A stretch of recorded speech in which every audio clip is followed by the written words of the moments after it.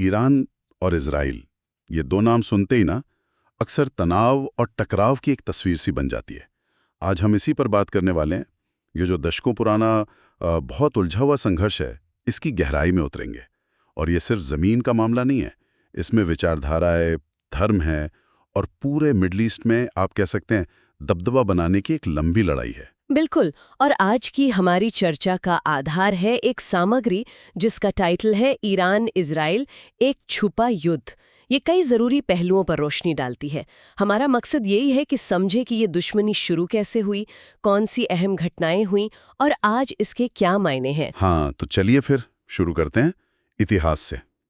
ये बात शायद कई लोगों को थोड़ी अजीब लगे, लेकिन 1948 में जब इजराइल बना था, तब ईरान ने कई मुस्लिम देशों से अलग हटकर उसे मान्यता दी थी। हाँ, ये एक ऐसा फैक्ट है जो आज के माहौल में सोचें तो यकीन करना मुश्किल लगता है। लेकिन फिर आया 1979, ईरानी इस्लामिक क्रांति हुई, अयातुल्ला खुमैनी सत्ता में आए और सब कुछ बदल गया। ये सिर्फ एक सरकार का बदलना नहीं था, ये तो जैसे ईरान की पूरी सोच, उसकी आत्मा का बदलना था। और इसी बदलाव ने इजराइल को देखने का नजरिया एकदम पलट दिया। मतलब नई हुकूमत ने इजराइल को सिर्फ एक देश नहीं माना, बल्कि उसे छोटा शैतान तक कहा, अमेरिका को बड़ा शैतान कहते हुए। और यहीं से, जैसा कि सामग्री बताती है, फिलिस्तीनी गुटों जैसे हमास या लेबनान में हिजबुल्ला, इनको ईरान का खुला सपोर्ट मिलने लगा। और जाहिर है इजराइल ने इसे सीधे सीधे अपनी सुरक्षा, अपने वजूद के लिए एक बड़ा खतरा माना। यहीं से वो दौर शुरू हुआ जिसे हम शैडो वॉर या प्रॉक्सी वॉर कहते हैं, एक छुपा हुआ युद्ध जो सालों तक पर्दे के पीछे लड़ा जाता रहा। ये स्रोत इसी शैडो वॉर के बारे में काफी कुछ बताते हैं। ये शैडो वॉर सुनने में तो थोड़ा फिल्मी सा लगता है। मतलब ये असल में था क्या, कैसे लड़ा जा रहा था ये? देखिए, इसका मतलब था कि सीधी लड़ाई से बचना, लेकिन एक दूसरे को कमजोर करते हैं ना।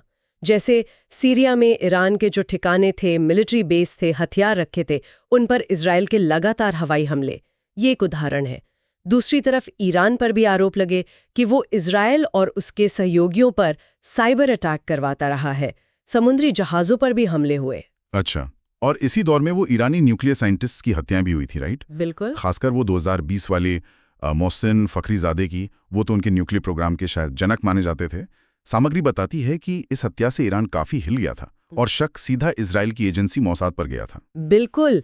इजराइल का तो हमेशा से यही कहना रहा है, उनका लक्ष्य है ईरान को एटम बॉम्ब बनाने से रोकना। और इसके लिए उन्होंने डिप्लोमेसी से लेकर खुफिया ऑपरेशन तक, मतलब हर तरीका आजमाया। वहीं ईरान भी पीछे नहीं रहा।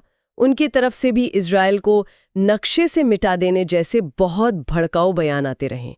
इससे वो जो विचारधारा की लड़ाई है वो और तेज होती गई।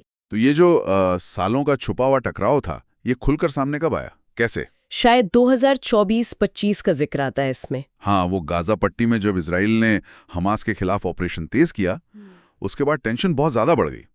ईरान, जो हमास का एक बड़ा समर्थक है, उसने पहली बार, मतलब दशकों में पहली बार, सीधे इजराइल पर हमला किया। सैकड़ों ड्रोन, मिसाइलें दागी। हालांकि इजराइल और उसके जो सहयोगी देश थे, अमेरिका, ब्रिटेन, जॉर्डन वगैरह, उनके डिफेंस सिस्टम ने ज्यादातर को हवा में ही रोक दिया। लेकिन ये हमला अपने आप में एक बहुत बड़ी बात थी। इसने जैसे बरसों से चले आ रहे अनकहे नियमों को तोड़ दिया। इजराइल ने क्या किया फिर? इजराइल ने भी सीधा जवाब दिया। उसने तेहरान के पास ईरान के रिवोल्यूशनरी गार्ड्स यानी IRGC, उनके कुछ अहम ठिकानों पर हमला किया। इन हमलों में नुकसान भी हुआ, जानें भी गईं, और पहली बार ऐसा लगा कि शायद दोनों देश अब पूरी तरह से जंग में उतर जाएंगे। पूरा मिडल ईस्ट एक बड़े युद्ध के डर से कांप उठा था उस वक्त।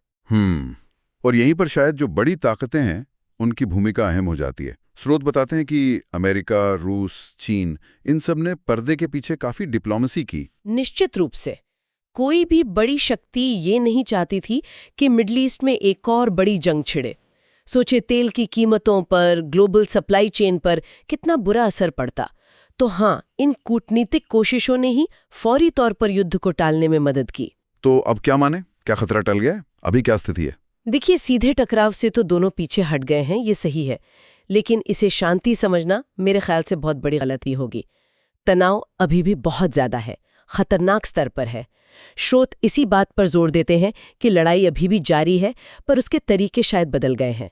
अब ये साइबर वॉरफेयर है, प्रोपेगेंडा है, अपने अपने प्रॉक्सी गुटों के जरिए लड़ाई है, खुफिया ऑपरेशन है, वो खींचतान जारी है। तो इस पूरी बातचीत से और जो स्रोत हमने देखे उससे मुख्य बातें क्या निकलती हैं? पहली तो ये कि ये सिर्फ सेनाओं की लड़ाई नहीं है। बिल्कुल नहीं। ये गहरी विचारधारा की लड़ाई है, धार्मिक नजरियों का टकराव है, और इस रीजन में कौन बड़ा है इसकी लड़ाई है। और इसका असर सिर्फ इन 2 देशों तक नहीं रहता, पूरी दुनिया पर पड़ता है। ग्लोबल सिक्योरिटी हो, एनर्जी मार्केट हो या इंटरनेशनल डिप्लोमेसी। और एक और जरूरी बात जो स्रोत बताते हैं वो ये कि स्थायी हल सिर्फ ताकत दिखाने या जवाबी हमलों से नहीं आएगा। रास्ता तो बातचीत और आपसी समझ से ही निकलेगा, चाहे वो कितना भी मुश्किल क्यों ना लगे अभी। सही कहा। और यहीं पर आकर हम एक गहरे सवाल पर रुकते हैं। शायद हमारे सुनने वालों को भी इस पर सोचना चाहिए।